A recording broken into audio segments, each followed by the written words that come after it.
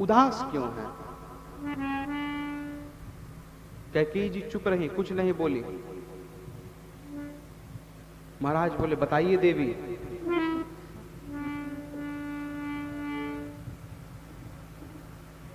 कैकेयी मां कहती हैं, आपने एक बार मुझे कहा था कि देवी मैं आपको 2 वरदान देता हूं, तब उस समय मैंने कहा जरूरत आन पर मैं मांग लूंगी। आप लगता है वो वरदान भूल गए महाराज।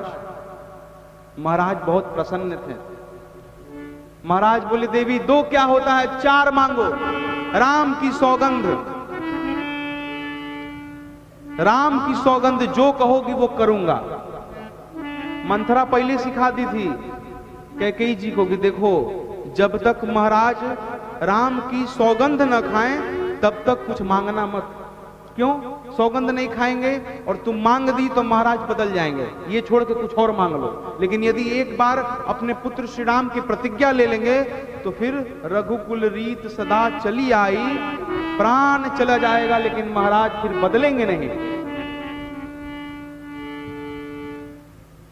ऐसा ही हुआ, महाराज प्रतिज्ञा ले लिए। 2 क्या होता है, 4 मांगो।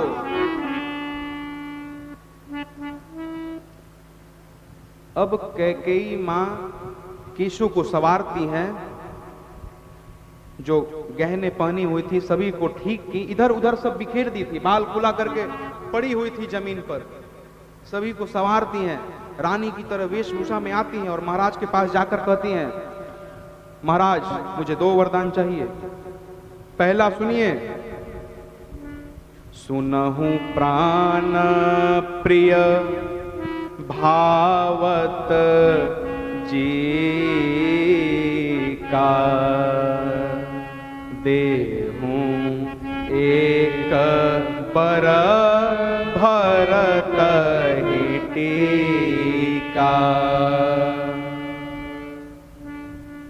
महाराज पहला वरदान, कल राम को नहीं मेरे पुत्र भरत का राज्याभिषेक करिए। ये दशरथ जी इस बात को सुने कांप गए बेचारे। दशरथ जी महाराज कांप गए। बोले, देवी तुम ये क्या कह रही हो? बोली, महाराज आपने राम की सौगंध खाई है, आप बदल नहीं सकते हैं। महाराज अकुला गए।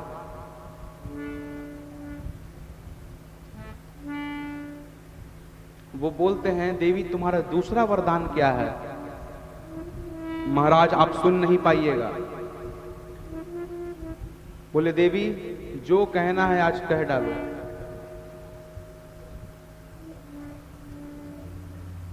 तापस वेश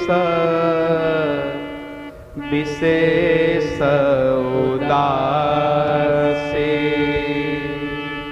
महाराज तपस्वी का वेश धारण करना है, तपस्वी का वेश धारण करना है और जंगल में चले जाना है। विशेष उदासीन व्रत का पालन करते हुए तपस्वी का वेश धारण करके वन को जाना है। महाराज सोचे, लगता है कैकेयी चाहती है कि भरत को राजा बनाऊं और राजा बनाने के बाद मैं इन सभी को छोड़कर तपस्वी का वेश धारण करके विशेष उदासीन व्रत का पालन करके मैं वन को चला जाऊं। कैकेयी बोली, महाराज आप नहीं। अरे 14 बरिस राम वनवासो, 14 बरिस राम वनवासो। महाराज आप नहीं, आपके बड़े पुत्र श्री राम तपस्वी का वेश धारण करेंगे, विशेष उदासीन व्रत का पालन करेंगे और 14 वर्षों के लिए वनवास पे चले जाएंगे। जिस प्रकार मछली को पानी से बाहर निकालने पर मछली कलबला उठती है, महाराज भी उसी प्रकार कांप गए, कलबला उठे। महाराज जमीन पर लेट गए, गिर पड़े, राम राम राम कह रहे हैं। देवी तुमने ये क्या मांग लिया? महाराज मैं फिर से दोहरा रही हूं, आपने अपने पुत्र श्री राम की सौगंध खाई है।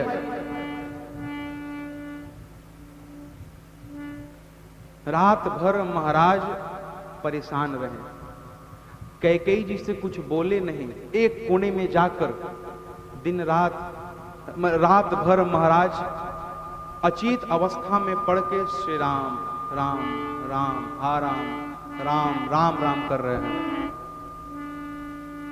रात में नगर के नर नारी सारे लोग आते हैं, कैकेयी को समझाती हैं, कैकेयी तुमने जो मांगा है ना वो ठीक नहीं मांगा है। तुम कहती हो कि राम वन को चला जाए, तुम यही चाहती हो ना कि राम यहां महल में न रहे, तो कम से कम ये कह दो महाराज को कि महाराज भरत का अभिषेक करिए और राम को इस महल से निकालकर वशिष्ठ जी के यहां आश्रम पे रखवा दीजिए। राम जी 14 वर्षों तक वशिष्ठ जी के यहां ही रहेंगे, लेकिन वनवास के लिए मत भेजो उनको। अच्छा एक बात बताओ कैकेयी, क्या सीता जी राम जी के बिना रह पाएंगी? क्या लक्ष्मण जी फिर कभी अयोध्या में रहेंगे बिना राम जी के? देवी क्या भरत बिना